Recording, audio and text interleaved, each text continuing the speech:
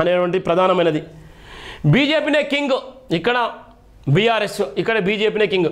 జూబ్లీహిల్స్ ఉప ఎన్నికపై కేంద్ర మంత్రి కిషన్ రెడ్డి. కేంద్ర మంత్రి కిషన్ రెడ్డి వల్ల నిజంగా ఏమైనా ఒరగబెట్టింది ఉందా?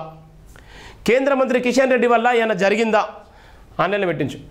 కేంద్ర మంత్రి కిషన్ రెడ్డి వల్ల నిజంగానే ఏమైనా జరిగిందా? ఎన్ని కోట్ల రూపాయల అభివృద్ధి జరిగింది?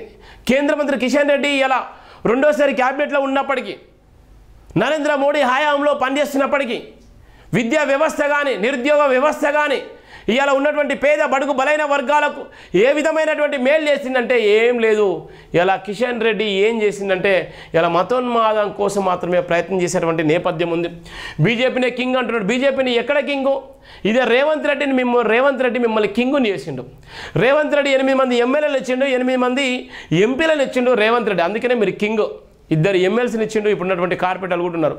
అందుకోసమే తెలంగాణలో కింగ్ని చేసింది ఎవరంటే రేవంత్ రెడ్డి మాత్రమే. ఈ 3 పార్టీలు కూడా వాళ్ళ స్వలాభం కోసం, వాళ్ళ అస్తిత్వం కోసం, వాళ్ళు సంపాదించుకున్నటువంటి డబ్బులను కాపాడడం కోసం బీజేపీతోని అన్నదమ్ముల బంధంలాగా ఉన్నటువంటి వీళ్ళ బంధము పేరుకు మాత్రమే వీళ్ళందరూ ఒకటే. ఇవాళ ఎస్సీ ఎస్టీ బీసీ మైనారిటీలు మనం మాత్రమే ఓటర్లుగా మనల్ని మాత్రమే చాలా చులకనగా, చాలా భయంకరంగా చూసేటువంటి పరిస్థితి ఉంటుంది. ఓటర్లారా, ఇప్పటికైనా ఈ మాటలు, అల్లిబొల్లి మాటలు నమ్మి మనం మోసపోవద్దు. త్రిముఖ పోటీలో గెలుస్తాం. కేసీఆర్ మళ్ళీ సీఎం అవుతారని కేటీఆర్ పగటి కలలు అంటున్నారు. ఖైరతాబాద్లో ఉప ఎన్నిక రావాలని కోరుకుంటున్నాం. మీడియాతో కేంద్ర మంత్రి చిట్చాట్ చేసిన నేపథ్యం ఉంది. ప్రచారంలో మాట్లాడుతున్నటువంటి కిషన్ రెడ్డి చూడండిగా, జూబ్లీహిల్స్ ఉప ఎన్నికలో బీజేపీ కింగ్ మేకర్గా మిగలబోదని, కింగ్గానే విజయం సాధిస్తుందని కేంద్ర బొగ్గు శాఖ మంత్రి కిషన్ రెడ్డి ధీమా వ్యక్తం చేశారు.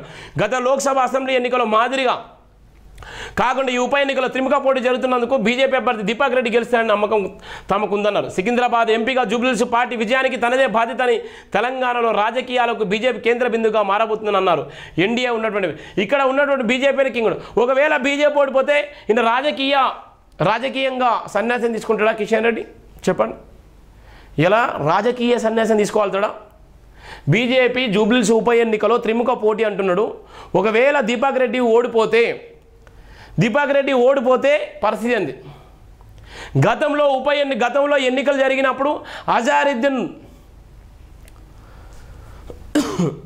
ఇవాళ ఉన్నటువంటి వాళ్ళందరూ కూడా చాలా ప్రయత్నాలు చేశారు. అజారుద్దీన్ వ్యక్తి ఎమ్మెల్యేగా పోటీసినప్పుడు కూడా 16,000 ఓట్ల మెజార్టీతోనే ఓడిపోయిన నేపథ్యం ఉంది. ఏంది? మాగంటి గోపినాథ్ కింద కాంగ్రెస్, ఈయన 3వ ప్లేస్లో ఉన్నటువంటి నేపథ్యం ఉంది. ఈరోజు త్రిముఖ పోటీ జరుగుతుందని చెప్తున్నారు. త్రిముఖ పోటీ దేని జరుగుతుందో అర్థం కాని పరిస్థితి. వీళ్ళ మాటలు నమ్ముకొని, మన కళ్ళుబొల్లి మాటలు నమ్ముకొని మనం మోసపోతే మన జీవితాలు ఆగమయ్యేటువంటి ప్రమాదం ఉన్నటువంటి నేపథ్యం చూస్తున్నాం. ఇంకో వార్త, తగ్గండి తగ్గేదేలే. ఇక్కడనో మనం చూడండి వీళ్ళు రాజకీయం చేస్తున్నారు, ఇక్కడ మన బతుకులు చూడండి.